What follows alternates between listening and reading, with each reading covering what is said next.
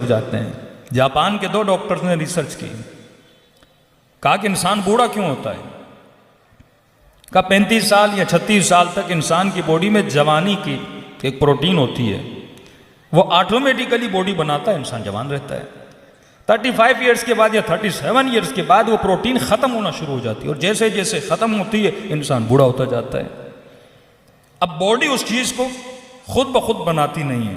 اب انہوں نے کہا کہ کیا کریں، کون سی چیز انسان کو کھلائیں کہ انسان تھوڑا بہت جوان تو رہے، یعنی وہ پروٹین ہم بدن سے باہر کسی چیز میں ڈھونڈیں اور اس چیز کو انسان کھائے، اور اس کے کھانے کے نتیجے میں انسان جوان دکھے، اس کی باڈی میں جو جوانی کے سیل ہے وہ جوان رہے۔ بڑی ریسرچ کی انہوں نے، اور الحمدللہ یہ دونوں ڈاکٹر مسلمان بھی بنے۔ ریسرچ کی، اور ریسرچ کرنے کے بعد ان کو وہ پروٹین 2 پھلوں میں ملا کہ اگر کوئی یہ 2 پھل کھائے تو وہ جوانی کا پروٹین ان کے اندر موجود ہے۔ یعنی ہزاروں پھلوں کو دیکھنے کے بعد اس نتیجے پہ پہنچے، اور ان 2 پھلوں کا نام تھا، ایک انجیر تھا، ایک زیتون تھا۔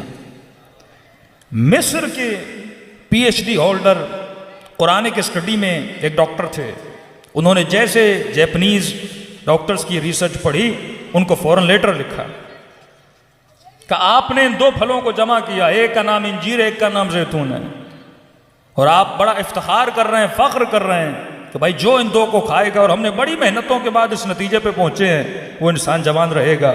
اور تعداد بھی انہوں نے جو بتائی وہ وہی ہے، مطلب جتنی مرتبہ قرآن میں انجیر کا نام آیا اتنے انجیر کھاؤ، جتنی مرتبہ زیتون کا نام آیا اتنے زیتون کھاؤ، تو نتیجہ انہی ڈاکٹرز کا نکلتا ہے۔ انہوں نے فوراً وہ قرآن کی آیتیں بھیجی، اور جیسے جیپنیز ڈاکٹر نے دیکھا کہ یہ واحد مسلمانوں کی کتاب ہے جہاں پہ خدا نے ان دونوں پھلوں کو ایک ساتھ ان کی قسم کھائی ہے، اور اس اعجاز قرآن کو دیکھ کر وہ فوراً کیا ہو گئے؟ مسلمان ہو گئے۔ لیکن یہاں پہ فضیلت کا ایک نقطہ میرے ذہن میں آ رہا ہے، اگر انجیر کو کوئی کھائے، اگر زیتون کو کوئی کھائے، یعنی اپنی روٹین بنا دے، اپنے بچوں کو کھلائیں، تو انسان کے اندر جوانی کے پروٹین بنتے ہیں اور جوان رہتا ہے۔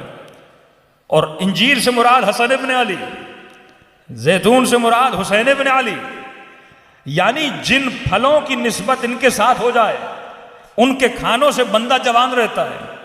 اور رسول نے ان کی فضیلت میں کیا فرمایا؟ ان الحسن والحسین سیدا شباب اہل الجنہ۔